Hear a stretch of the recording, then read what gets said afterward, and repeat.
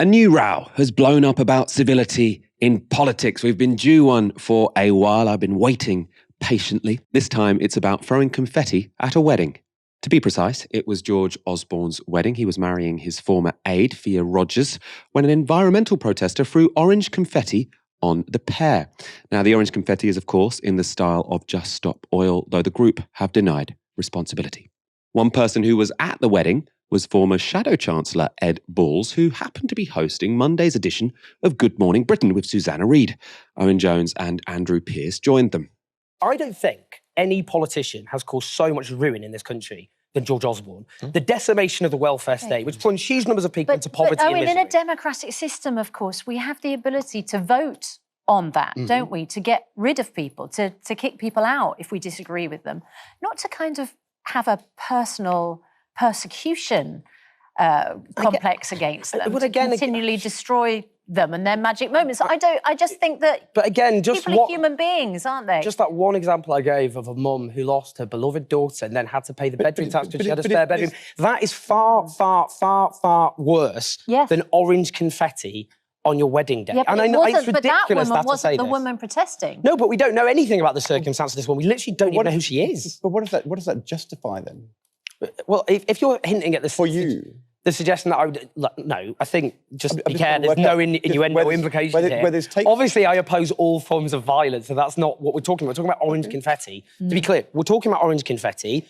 No one was attacked or assaulted. Some bits of orange paper were thrown at someone on their wedding day. That's what we're discussing. But as I've said, for me, it's about perspective. Would I throw orange confetti at George Osborne or anyone on their wedding day? No. But am I more outraged about the fact we are more angry in our politics and our media about stunts like this than we are about the human consequences of what politicians do? Then, that's what I think. Andrew, I can't help what I think. Now, as you could probably guess from my introduction, I get a bit tired of these civility debates. I personally think civility is a good thing. I tend to be polite to people even when I disagree with them very fundamentally. But I don't think it's the be-all and end-all of politics. I agree with Owen Jones that this is not very bad compared to many other things going on in the world. Dishonesty frustrates me more, though, and I think Ed Balls risked that in this next clip.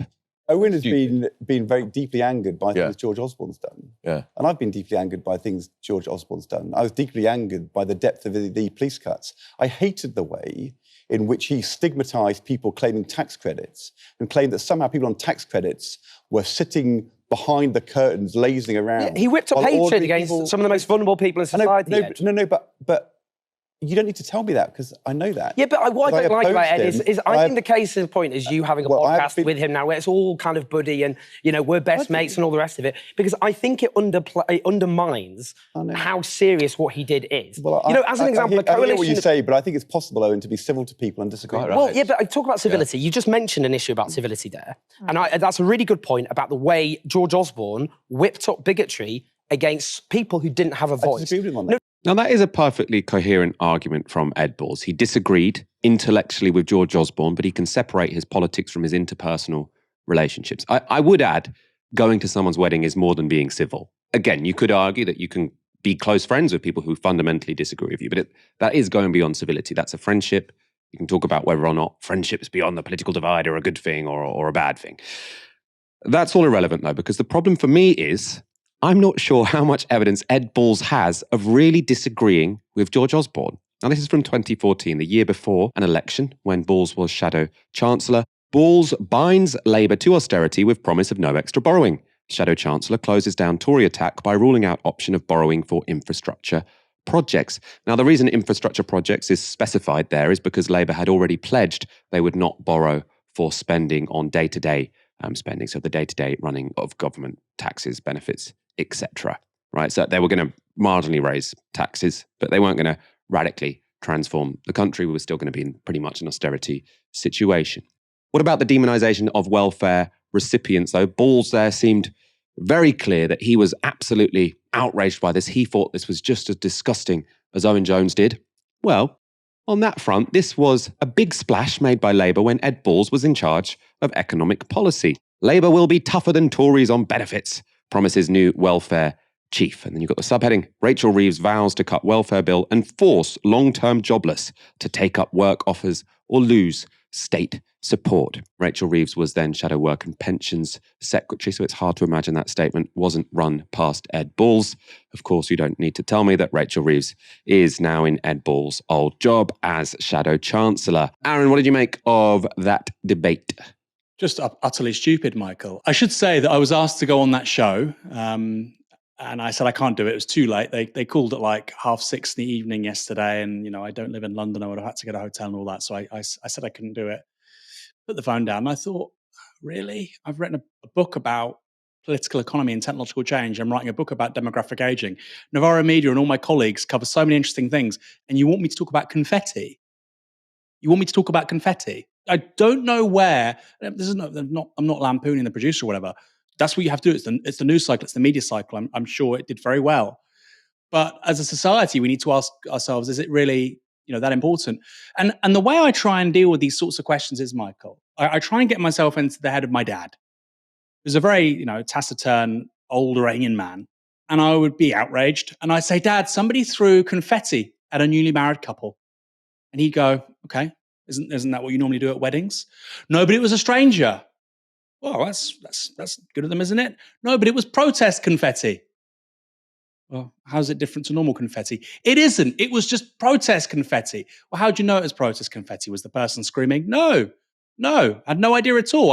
I know it's protest confetti because it's orange. He would look at me like I'd had, taken several hundred grams of mushrooms, MDMA, pills, and cannabis. Okay? He said, what, son, what the fuck are you talking about? You're talking about confetti like it's a nuclear weapon. And the fact that people like, Ed Balls and David Lammy, all these people just flipping out over it. And frankly, there are many cultures out there, if you tried to explain this to someone, it's awful, it's so uncivil. They wouldn't have the first idea what you were talking about. Confetti. Oh, it's bad. It's protest confetti. What's it, nasty confetti? Can it hurt you? Does it say bad things when it lands on your shoulder? Just utterly, utterly stupid and asinine. But this is the level of triviality that most of the political and media class like to operate at. And this is the downside with these kinds of stunts. So on the one hand, these kinds of, pseudo events are very good because the media love them and it means you get to talk about your political agenda. Great. The downside is the media love them. And so they get to talk about this utterly trivial, asinine nonsense rather than the big issues. It's a very, very fine line and just really pathetic. And it speaks to the caliber of Ed Balls as a person that he can't even admit he's George Osborne's friend. Just say it, man. You were invited to his wedding. Have some respect for George Osborne. I'm not his friend. I disagreed. It's just civility. Oh, you're his friend. You're his friend. If somebody treats you like crap or says something in the future and they've been to your wedding, you say to them, you were at my wedding. I thought we had a bond. That's a significant thing. But the day after, Ed Balls is pretending like, they just follow each other on Twitter. Pathetic. Own who you are, own your politics, and own the fact that you enabled and backed austerity and a set of policies which absolutely hammered the most vulnerable people in this country, but also, as importantly, set this country back 20, 30 years. So many problems we have today find their genesis in austerity. 2010, 2015, Labour did not oppose it, and they're doing the same thing now.